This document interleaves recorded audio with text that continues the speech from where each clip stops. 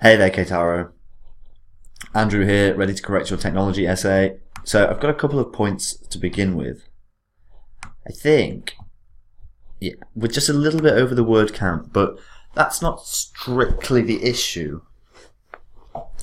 One, we have a bit of a dodgy structure here. I'm not sure what this is about. It kind of feels like this is the intro, but also that this is the start of the first paragraph. Whoops. It feels like this should be here, but it also that it should be here. I'm not sure what's going on. But also, we've used, some of our sentences are unnecessarily long. So what I'm going to focus on today, because you've responded to the task quite well. You have answered all parts of the task. You have fulfilled the word count. You do use a wide range of vocabulary. So what I'm going to focus on today is structure and grammar and precision.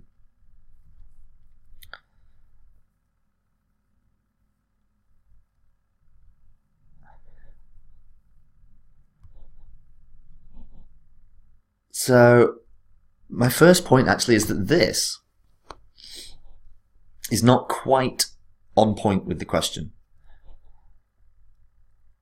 The idea we're trying to get at is whether humans should adapt to technology or not, and whether it makes us more intelligent.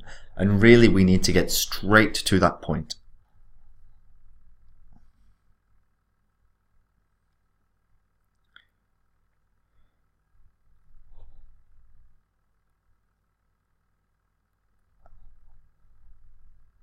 So I would change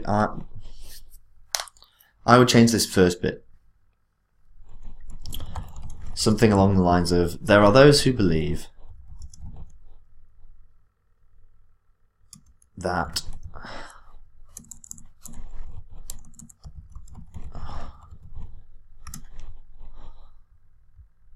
actually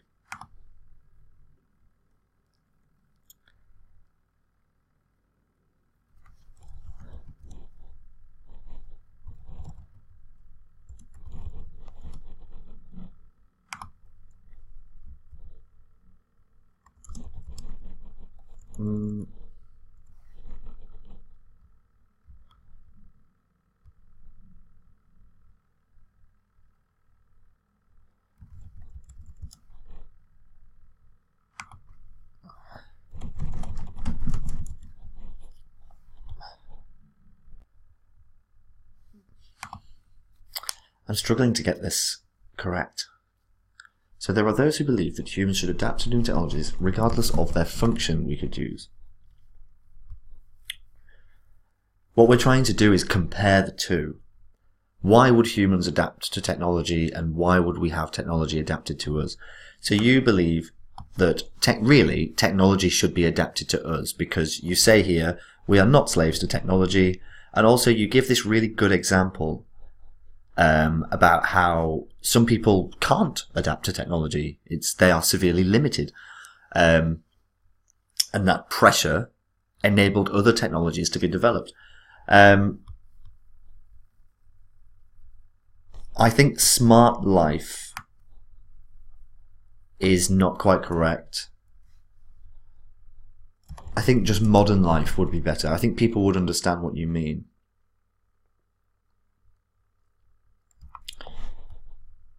To be user-friendly is important for modern life, and as such,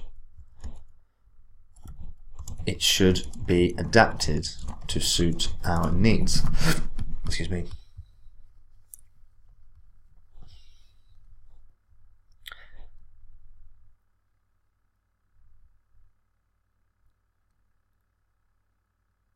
So this now is kind of unnecessary because we've put this in here. So I'm going to take this away and I'm going to layer it into here. I'm going to create a topic sentence here that does the same thing.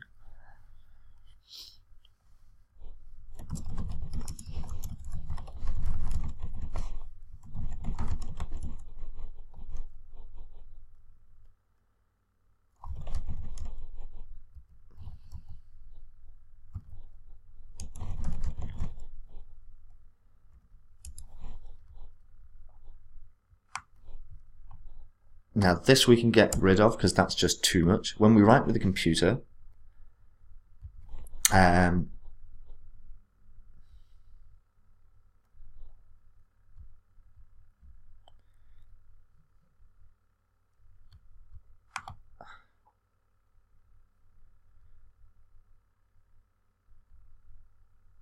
going to change this sentence slightly.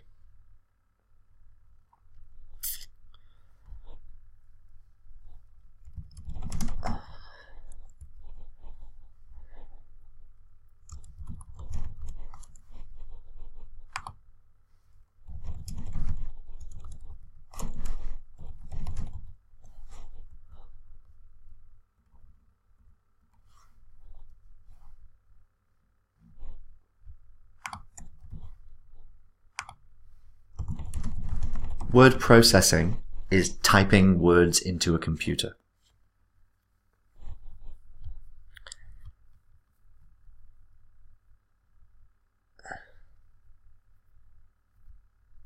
Yeah. However, keyboards require us to remember the key layout and practice touch typing so that we can input words smoothly.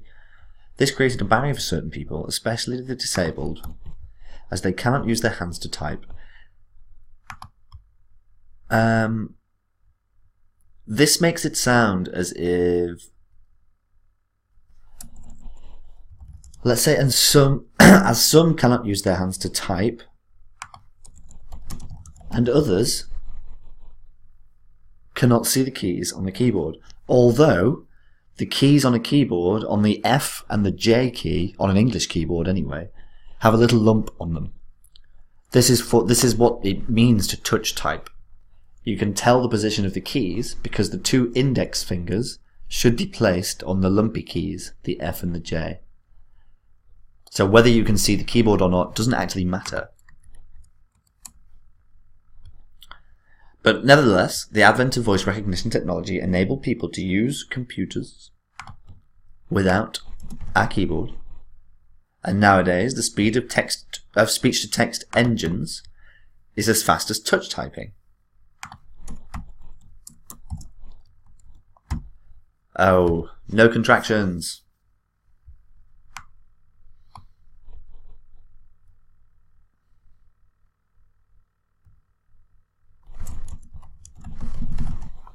Or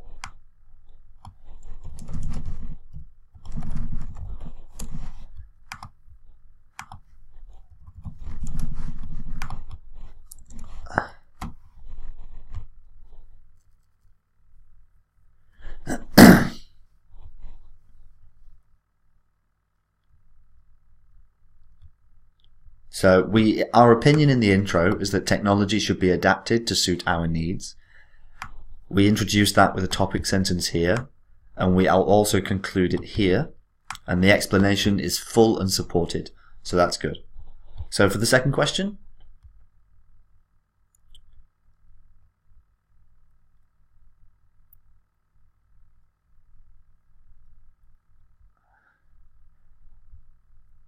it's not really that necessary to refer to the question itself this way.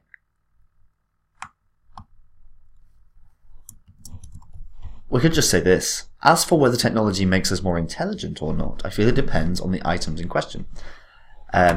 Be more specific, maybe? Indeed, in some situations, such as spelling errors, we must admit that our knowledge or skills might have been weakened due to overuse of a spelling checker or of spelling checkers found in word processing software. However, overall, technology has provided us with more efficient and productive life, and we have been able to utilize more resources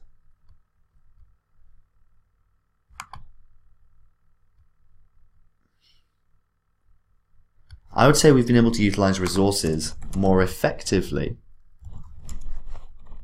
for creative activities. For example, the development of word processing software and spreadsheet software. So the development of word processing and spreadsheet software released us from simple, repetitive tasks and instead enabled us to spare more time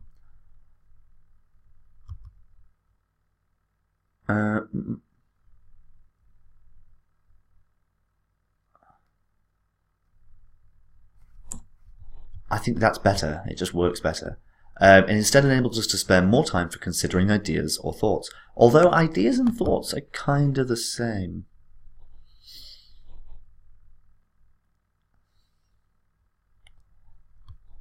Ooh.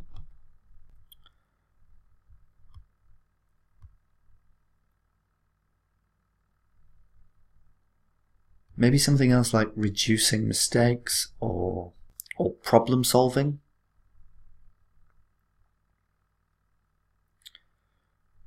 And I feel that, because at the start of this paragraph, we're essentially talking about how our own skills have been maybe weakened by the tools that we've used most frequently.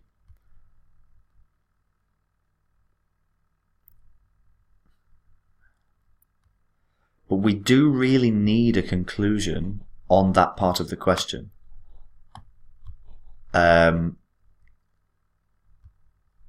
So if you're going to say that both are true, it varies depending on the situation. And then you use one saying, yes, in this instance, technology does make us intellectually weaker. Then here you need to say, however, here it makes us intellectually stronger.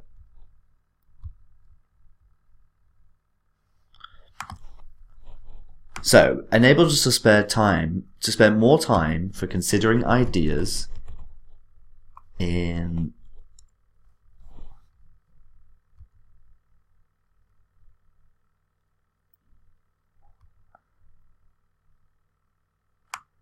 extra. Okay, so I just want to do. I don't want to repeat the word more. So instead, enabled us to devote additional time to considering ideas in more depth, and thus in these ways, or in this way,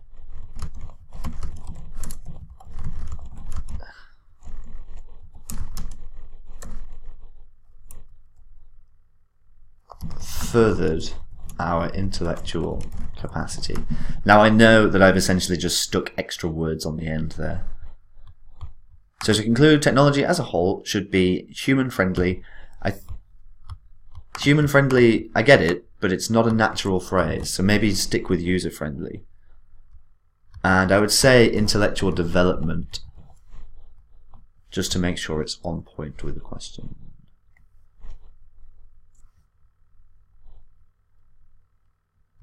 But that's actually, I'm happy with that now. Let me see what we're on with words. I may have made it worse. No, we're perfect. Perfect. So really, you need to be a little bit more precise and make sure the structure of your essay follows the intro, P1, P2, conclusion. But let's have a look at your next piece and see how you did on that. So with this question, we're talking about projections, expected numbers of visitors, things that are not certain. So you've got that in here, hopefully. Oh, so here we're saying will, and will is used to express certainty in the future. This will happen. But we need to maintain consistency in our tense here. So we're talking about what is expected to happen, what is projected to happen, what may happen, what should happen. So the bar charts illustrate the numbers of expected visitors to four European cities, namely London, Paris, Madrid, and Istanbul. From three, we don't need to use the word different. They're definitely going to be different in this case. From 3 North American countries, we don't need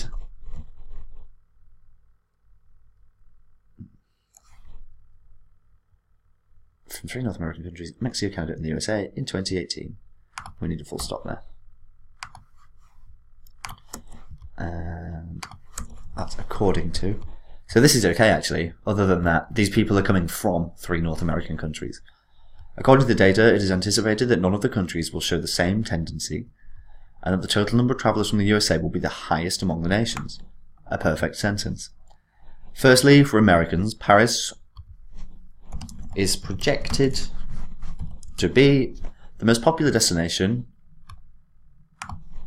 attracting 100,000 people in 2018, followed by London, 80,000, Madrid, 70,000, and Istanbul, 60,000. This sentence isn't quite clear. Except for Istanbul, US nationals. Okay. US nationals are expected to be, or expected to represent, the majority of tourists in all cities except Istanbul. However,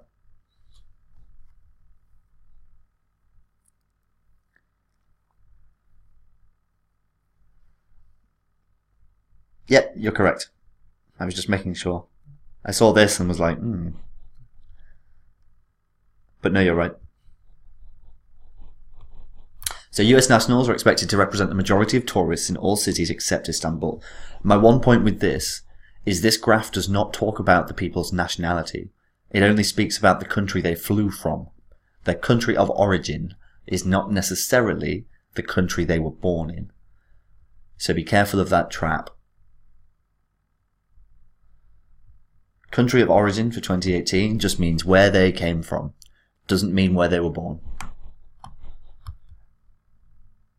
What did I just do? Secondly, in Canada, I would say for tourists from Canada, Istanbul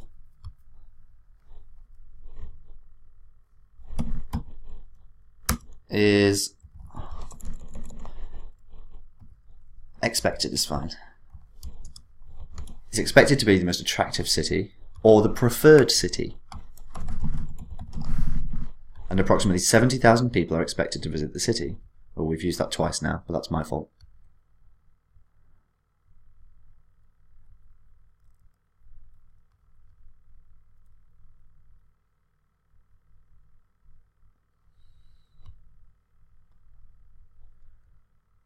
I think we could just say that.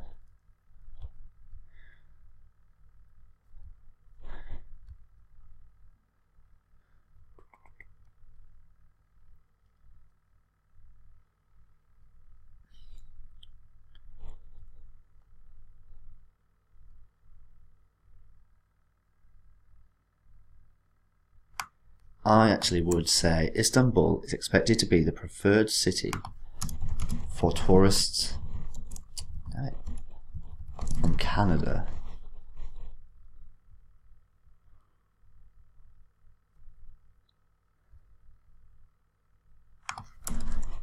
With approximately 70,000 people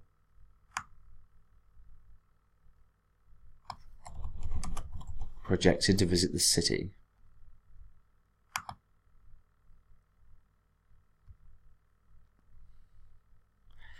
The reason I want to get rid of this is because it's already inferred by this paragraph, or this sentence even. But I'm not sure.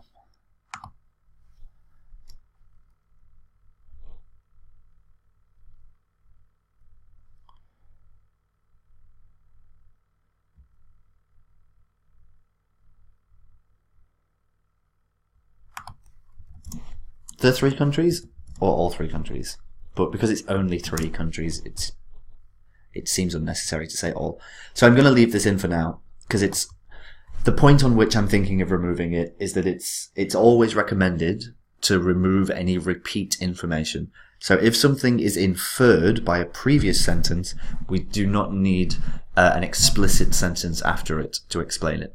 The difference between implicit information and explicit information. Implicit information is implied by the sentence. You can tell it's true, but it doesn't say it exactly. Explicit information is when we make it explicit. We say it specifically. So it is implied, it is implicit in this sentence that Istanbul is not favoured by US nationals or people from the USA. So then when we say this, we know here that Istanbul, the highest number of visitors is from Canada, and all other cities, the highest number is from the USA. So this is, with this and this, we can already tell this. But I'm going to leave it there for now because it is really borderline.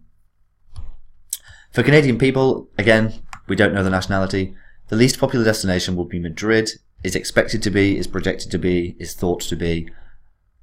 With only 30,000 people, whereas the number of expected visitors to the city from Mexico and the USA is approximately 70,000 people.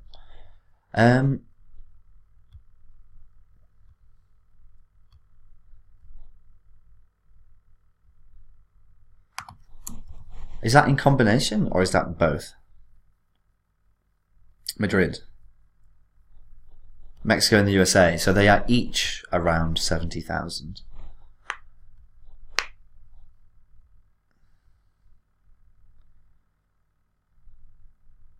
So from both Mexico and the UK,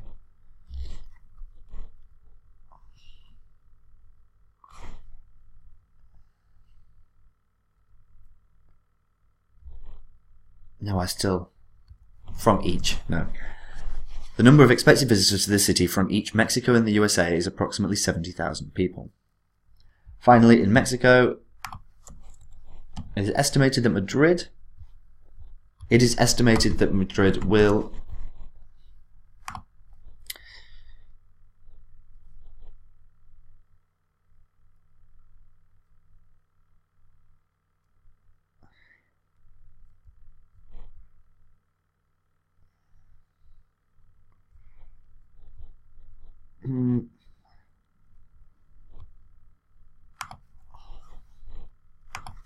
So we still need to be talking about tourists from Mexico.